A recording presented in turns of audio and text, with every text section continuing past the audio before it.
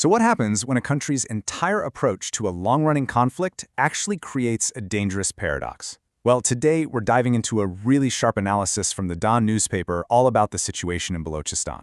And it argues that a serious lack of introspection isn't just failing to solve the problem, it's actually making it worse. Okay, and this quote right here, this is basically the key to the whole thing. The source argues that by looking at Balochistan's issues through just one, really narrow lens, you're basically squeezing out any chance for a real political solution. This single prism, as they call it, that's the frame for every single decision being made. Now, you'd think that a moment of, rare unity in Pakistan's parliament about Balochistan would be a huge step forward, right? But what if that so-called agreement is just an illusion? The analysis we're digging into calls it a hollow consensus, and that name says it all. The unity isn't quite what it seems. And look, on the surface, this looks fantastic. You've got lawmakers from every single party agreeing on two things that seem, well, impossible to disagree with. First, yes, the Baloch people have legitimate grievances that need to be addressed. And second, no, you can't just defeat terrorism with a few strongly worded statements. It gives off this perfect image of a government that's totally united and ready to get things done. But, and this is a huge but, here's the catch, the whole thing was just talk. The source argues that while everybody was nodding along, the debate completely sidestepped the really tough questions. The deep-rooted political and structural reasons this conflict has been dragging on for so long. It was a consensus that never actually touched the real problem. So if that political agreement is basically empty, what rushes in to fill the space?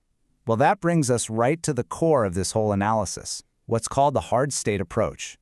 This is that single prism we talked about a second ago, where security becomes the one and only lens for looking at the problem. So what exactly is this hard state paradigm? Well, it's pretty simple, but it's also really dangerous. It's what happens when a government gets so fixated on security that it literally can't see any other way forward. It's an approach that, distrusts politics, it distrusts dialogue, and instead its default setting is just force. And the consequences of this? Man, it's a nasty, vicious cycle. This security-first focus creates what the source calls a governance vacuum. See, when you deny people their political rights and economic opportunities, that empty space gets filled by someone else. In this case, hostile external actors and violent militant groups. And in a really strange twist, this whole approach actually ends up weakening the mainstream political parties, making it even harder for them to find a political solution. This security-first mindset is having a really devastating effect on the political world itself, and the source uses this powerful image to describe it, a bridge collapsing. And that's the bridge that used to connect Baloch nationalist parties with Pakistan's mainstream political world. And a really key argument here is that even when mainstream parties that actually understand the local issues, are in power, they've historically just deferred to the security establishment when it comes to Balochistan.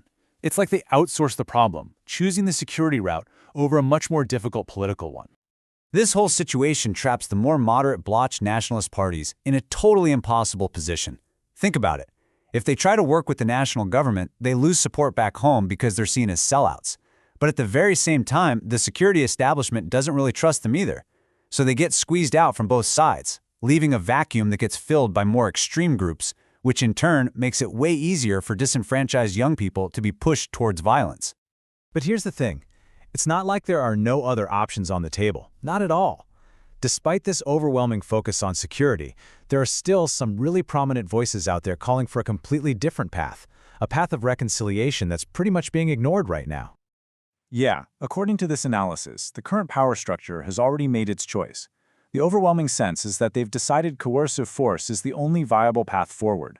The whole idea of political reconciliation, of dialogue, of compromise, it just doesn't seem to click with this hammer-first approach. And again, it's not like there isn't a roadmap for peace just sitting there.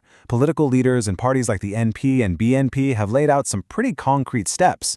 You start with genuine political engagement, then you move to a process of national reconciliation, and you create something like a truth commission to deal with the wrongs of the past. The roadmap exists, it's just being left on the shelf. Okay, so if this heavy-handed security strategy isn't actually solving the problem, and might even be making it worse, that leads to a really critical question. Who actually benefits from keeping things exactly as they are? Well, the analysis points to a list of beneficiaries that's, well, it's surprising and honestly pretty unsettling. You've got mainstream parties and bureaucrats who get to hold on to power without doing the hard political work. But here's the real paradox. The source argues that the violent actors also benefit from this. A system that's focused purely on security creates the perfect power vacuum for them to operate and thrive in. And that leaves us with this final, really powerful question that gets right to the heart of this whole analysis. When you let coercive power completely replace politics, who is it that truly gains? The answer, it seems, is one that requires some very serious thinking from everyone involved.